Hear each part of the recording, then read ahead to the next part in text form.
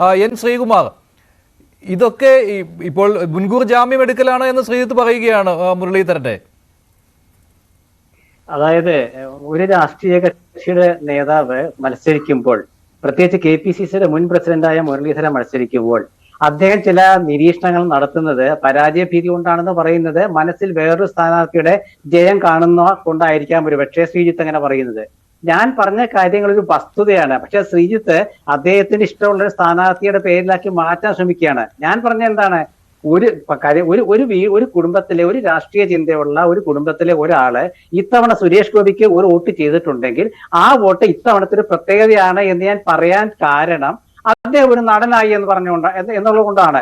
അതിന്റെ ഒപ്പം തന്നെ നിങ്ങളൊരു കാര്യം ആലോചിക്കണം, അതേപോലെ BJP-ക്കാര് തിരിച്ചു വോട്ട് ചെയ്യുന്നുണ്ട്.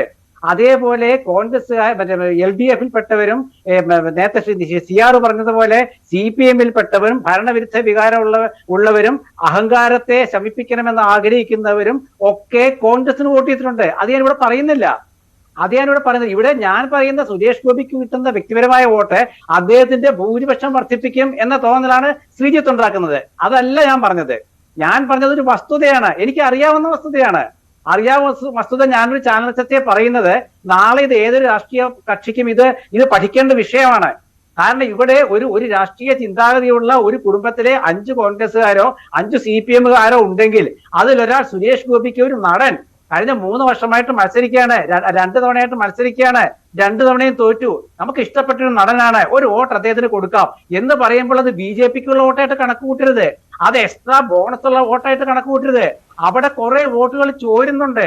നരേന്ദ്രമോദിയുടെ ഗ്യാരണ്ടിയിൽ വിശ്വാസമില്ലാത്ത, BJP-യിൽ വിശ്വാസമില്ലാത്ത വോട്ടുകൾ പോകുന്നുണ്ട്. ഇപ്പൊ ഇവിടെ പൂരത്തെ കുറിച്ച് ശ്രീ CR നീലാണ്ടൻ പറഞ്ഞു, എനിക്ക് വ്യത്യസ്ത അഭിപ്രായമുള്ളത്. കാരണം ഈ പൂരം എന്ന് പറയുന്നത് തൃശ്ശൂരിന്റെ ഒരു തൃശ്ശൂർ അസംബ്ലി മണ്ഡലത്തിനെ ബാധിക്കുന്നതല്ല, അവിടെ പ്രചാരണമുള്ള, അവിടെ സംഘാടന മികവുള്ള ഒരു ഗ്രൂപ്പിന്റെ കയ്യിലാണ് തൃശ്ശൂർ പൂരത്തിന്റെ സംഘാടനം. 1000 സംഘാടകരുണ്ടെങ്കിൽ 500 പേർക്കും രാഷ്ട്രീയമുണ്ട്. ബാക്കി 500 പേരിലെ വ്യത്യസ്ത അനുഭാവികളുണ്ട്. അതൊന്നും തെരഞ്ഞെടുപ്പിനെ ബാധിക്കുമെന്ന് ഞാൻ കരുതുന്നില്ല.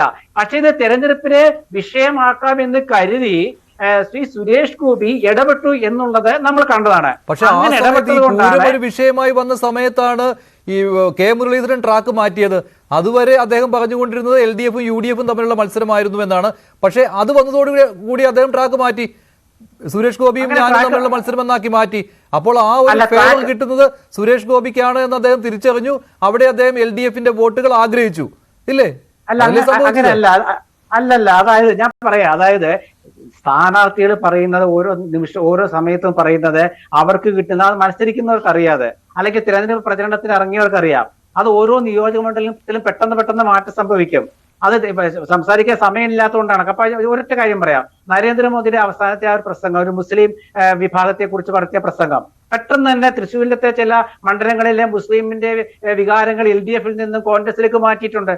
അതെന്ന് വെച്ച് തലേന്ന് അങ്ങനെയല്ലേ പറഞ്ഞതെന്നൊക്കെ പറയാൻ പറ്റുമോ? അതുപോലാണ് പൂരത്തിന്റെ കാര്യത്തിൽ ശ്രീ സുരേഷ് ഗോപി പറഞ്ഞത്, അവരെന്നെ വിളിച്ചു, ഞാൻ വന്നതാണ്. പിറ്റേന്ന് തന്നെ പൂരത്തിലെ തിരുവമ്പാടി ദേവസ്വത്തിന്റെ സെക്രട്ടറിയായ, UDF-ന്റെ ചെയർമാനായ, കോൺഗ്രസിന്റെ മുൻ ബ്ലോക്ക് പ്രസിഡന്റായ ഗിരീഷ് കുമാർ പത്രസമ്മേളനം നടത്തി പറഞ്ഞു, ഞാൻ വിളിച്ചിട്ടില്ല, അദ്ദേഹം വന്നതാണ്. പിന്നെ അദ്ദേഹം വന്നിട്ട് എന്താണ് സംസാരിച്ചെന്നുള്ളത് ആ വിഷയം ഇവിടെ പ്രസക്തമല്ലാത്തതുകൊണ്ട് ഞാനിപ്പോ പറയുന്നില്ല. ഞാൻ വേറൊരു ചാനലിലെ ചർച്ചയിൽ പറഞ്ഞിട്ടുണ്ട്.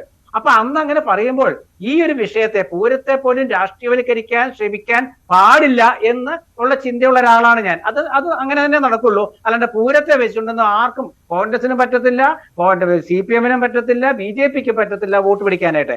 ഇവിടെ ഈ തൃശ്ശൂർ മണ്ഡലത്തിൽ ഉണ്ടായ ഒരു സവിശേഷത ഞാൻ ചൂണ്ടിക്കാണിക്കുമ്പോൾ ആ സവിശേഷത ഒരു യാഥാർത്ഥ്യമായിട്ട് നമ്മൾ കാണണം. ഇവിടെ TN പ്രതാപന്റെ പരസ്യം